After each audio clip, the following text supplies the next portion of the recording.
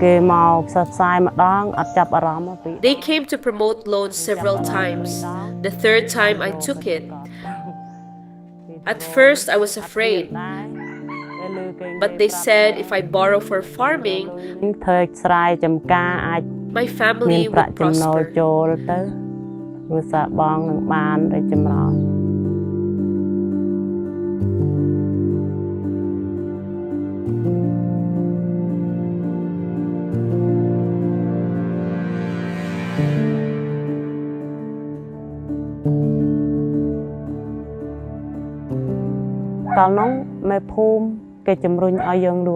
The village chief urged me to sell my land to pay the debt.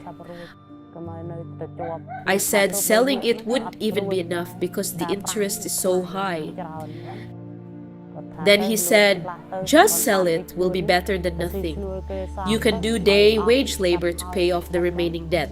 It will not take long. Now the land is gone, the debt remains. My husband is sick and all my children still need an education.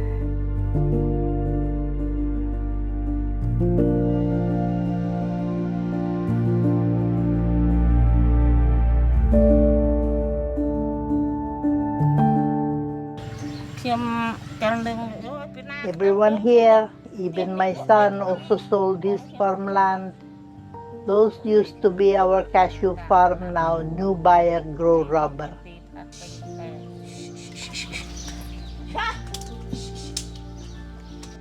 Financial service providers face intense competitive pressure, and that pressure can sometimes lead them and lead credit officers to make loans that should never have been made in the first place, and eventually to questionable collection practices when those loans end in difficulty, including pressure to sell assets.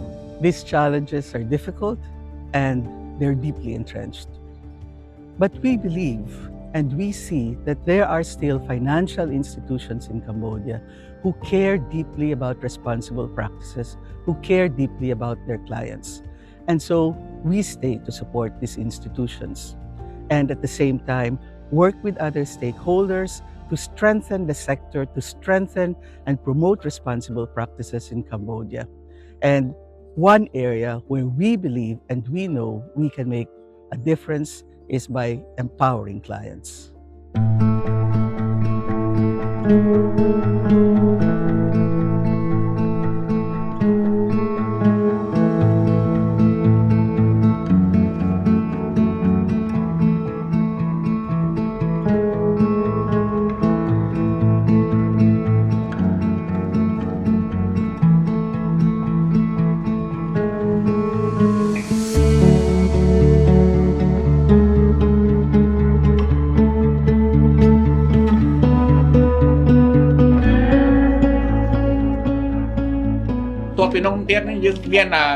After that, we learned how to increase our income, start saving, stop taking emergency loans in order to make formal payments,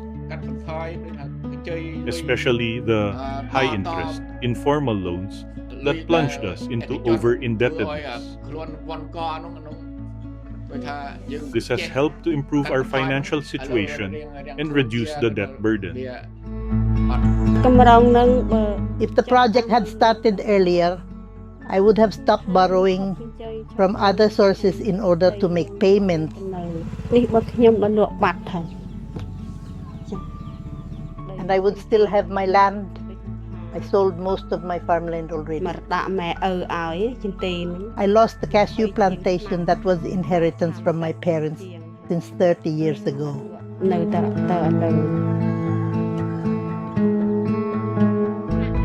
But now, when the debt collectors come to demand payment, I am not afraid, I am not angry, I don't get upset. I tell them that if I had the money, I would pay them. But if this project had not come when it did, the last hectare of my land would be gone too.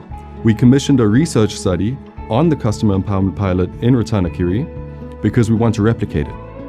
It's important. And what we found was that overall empowerment improved. Customers are more willing to speak up and ask questions. They're better able and willing to engage lenders in renegotiating terms rather than just remaining silent and fearful. they begin to question the status of a loan that probably should have never been made in the first place.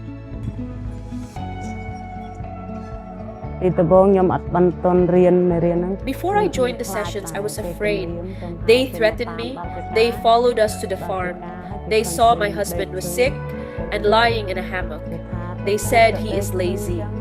Why doesn't he do work to bring an income? After I joined the program, the credit officer came again. This time his attitude was different. He asked about our situation.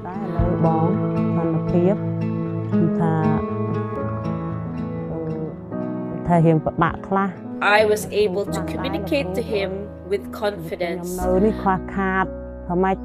I told him about our difficulties and requested leniency. I was confident to speak directly and negotiate. In the past, just to hear their motorbike coming, I would run to hide at someone else's house.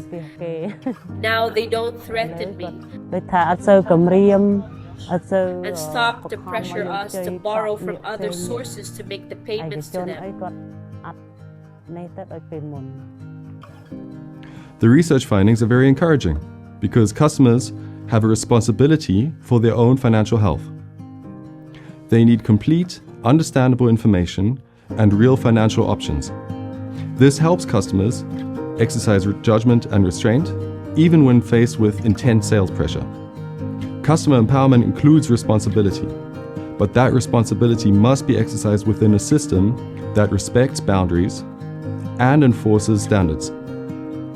Unless financial institutions maintain open channels of communication, clear options, timely decisions, and respectful treatment, empowerment remains incomplete. So financial institutions must change, and the regulatory and enforcement frameworks must be in place to encourage those changes, or force them if necessary.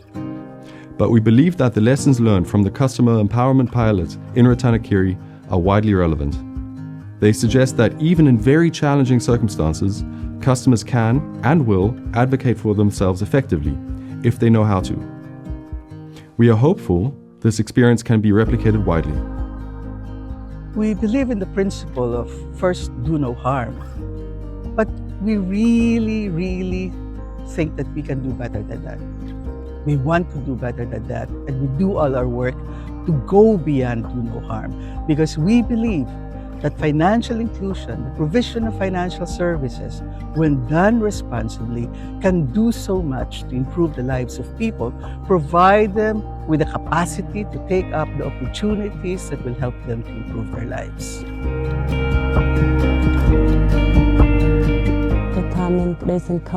I have hope and courage now after attending the village debt counseling sessions. I have hope in my children that they will study hard in school. I want my children to get a good education like others for a better life.